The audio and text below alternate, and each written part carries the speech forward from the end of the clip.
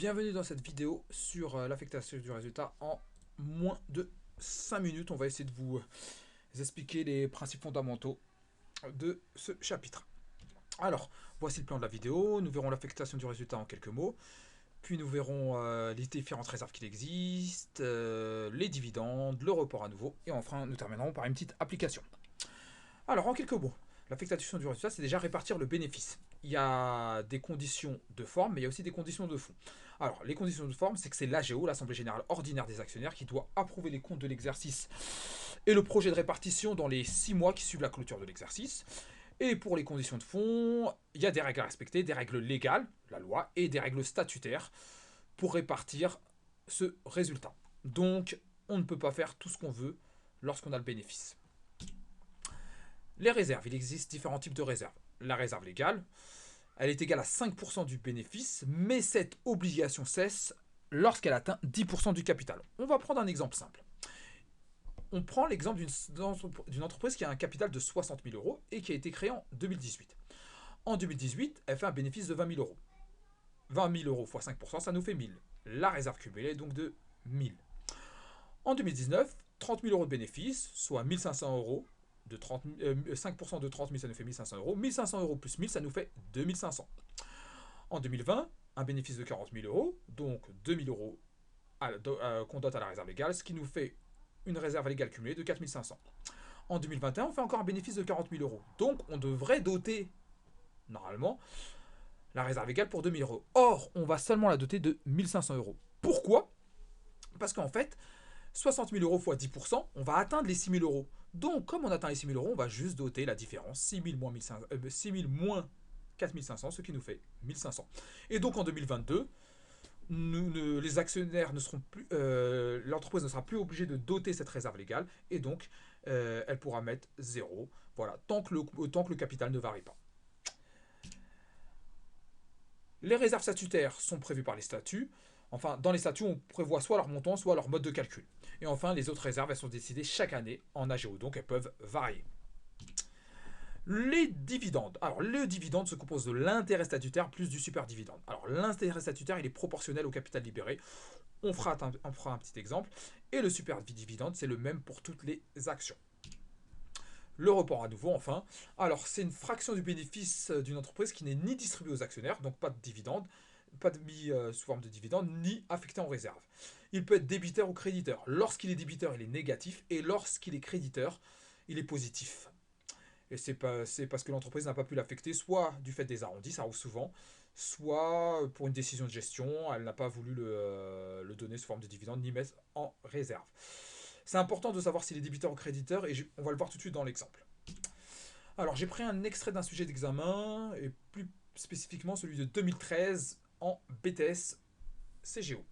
Alors, l'intérêt statutaire, il est fixé à 5% du capital libéré. Le capital, il est de 50 000 euros. Les réserves légales, elles sont de 3 900 euros. Le report à nouveau, il est de 3 820 euros. Il est créditeur. Lorsqu'il est positif, ça veut dire qu'il est créditeur. C'est important. Et le résultat de l'exercice, il est de 38 565 euros. C'est un bénéfice. Donc, voici les résultats qu'il fallait retrouver.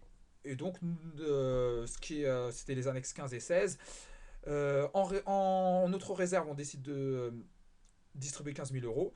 Et du super dividende sera arrondi à l'euro inférieur. Et le reste sera replacé en report à nouveau. Voici l'affectation. Donc on part d'un bénéfice de 38 565 euros. Le report à nouveau est créditeur, donc il ne faut pas le soustraire au résultat net. Le bénéfice à répartir est donc de 38 565 euros. La réserve légale, elle sera de 1100 euros. En effet, si je fais 38 565 x 5%, j'obtiens 1928, mais j'ai pas besoin de mettre 1928 euros, car en fait, 10% du capital, ça fait 5 000 euros. Je suis déjà à 3 900 euros, donc j'ai juste à doter la différence, 1100 euros. Mon report à nouveau créditeur, c'est le reliquat de l'année dernière, il est positif, donc je le rajoute. S'il aurait été débiteur, je l'aurais soustrait. Donc je le rajoute, et donc j'obtiens un bénéfice distribuable de 41 285 euros. Ce bénéfice distribuable, c'est le bénéfice maximum que je peux donner aux actionnaires. L'entreprise, elle décide quand même de doter la réserve facultative de 15 000 euros. Et donc, l'intérêt statutaire, comme il est égal à 5% de 50 000 du capital libéré, il est égal à 2500 euros. à ce moment-là, lorsque je fais 41 285 moins 15 000 moins 2500 euros, j'obtiens une somme de 23 785 euros. Rappelez-vous, le super dividende sera arrondi à l'euro. Donc, lorsque j'ai mes 23 785, je les divise par le nombre d'actions, 5000. J'obtiens 4,75. Je l'arrondis à 4 euros, à l'euro inférieur, et je le remultiplie par 5000, ce qui me fait 20 000 de super dividende. 23 785 moins 20 000, notre report à nouveau de l'année sera de 3 785 euros.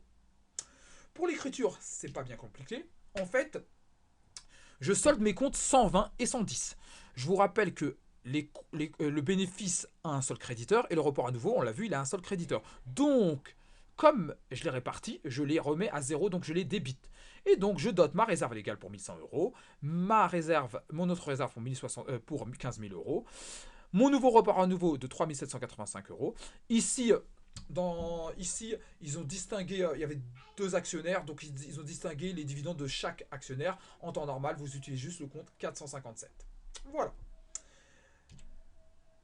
J'ai rajouté une hypothèse. Imaginez, le capital, il aurait toujours été de 50 000 euros, mais il y a 30 000 euros qui auraient été libérés à la Constitution et 20 000 euros libérés au 1er juillet N. Dans ce cas-là, j'aurais fait 30 000 fois 5%, 1500 euros pour mes intérêts statutaires pour le capital libéré à la Constitution, mais pour les autres 20 000 euros, j'aurais fait x 5% x 6 douzièmes. En effet, s'ils sont libérés le 1er juillet, je calcule mes intérêts statutaires seulement sur 6 mois de l'année, ce qui nous fait 500 euros, ce qui nous fait un total d'intérêts statutaires de 2000 euros. Voilà, cette vidéo se termine. Bien entendu, ça ne suffit pas, il faut maintenant pratiquer. Mais voilà, c'est au moment de vos révisions, ça peut vous permettre de revoir les fondamentaux sur ce chapitre. Bonne continuation, au revoir.